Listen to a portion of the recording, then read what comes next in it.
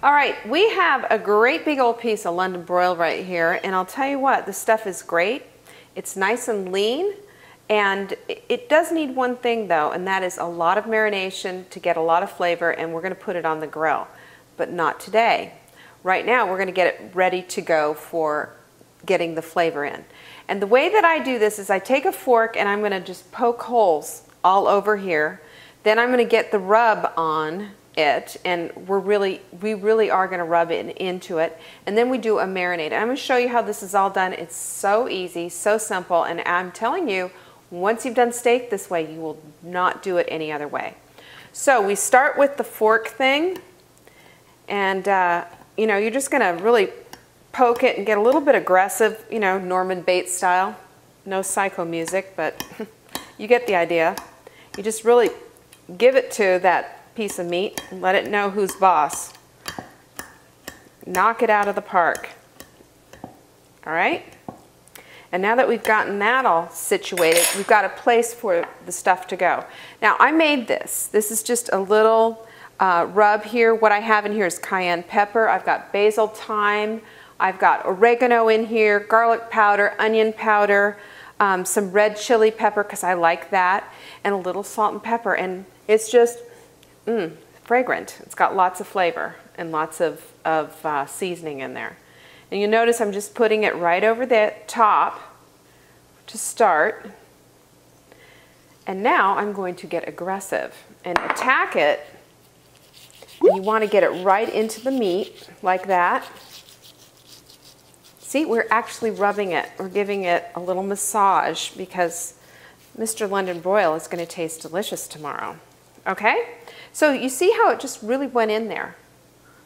Now we're going to turn it over and do it again. Get your fork out and just watch. Make sure you get the meat and not a finger because that'd hurt. And keep going. Fork it like you mean business. Don't wuss out. You really need to make sure that you're going to get your rub in there. And that's what's going to give your steak a big flavor. All right? Oh, there we go. I think we did enough damage. And once again, we'll just sprinkle that. And again, we're rubbing it in. We want it to go down into those little holes that we just spent so much time making. There you go.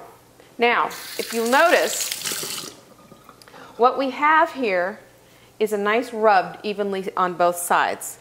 What I've done here in this big old Ziploc bag is I have 4 cloves of garlic.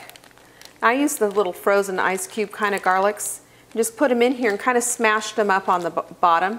You could do this with a jar of garlic. You could do this with fresh garlic, whatever. You want tons of garlic in there. I mean, the more the merrier as far as I'm concerned.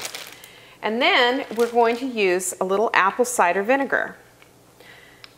Apple cider vinegar is fantastic. When you have an acid like this, or you could use a citrus, you could use lemon, lime, that kind of a thing. But when you're using some kind of an acid in your marinade, you are going to penetrate that meat, and you're also going to break down the fibers a little bit in it, and it's going to be nice and tender. So what we're going to do is add, probably about, what is that about? I'd say about, let's make it a 1/4 cup. That's about a 1/4 cup right there of vinegar. And you can, if you want to measure, but I find that to be a little bit boring. And then we're going to put some olive oil in here. Just let it go. Let it go, let it roll, let it roll, let it roll. I mean, this is almost like making a vinaigrette, but it's different.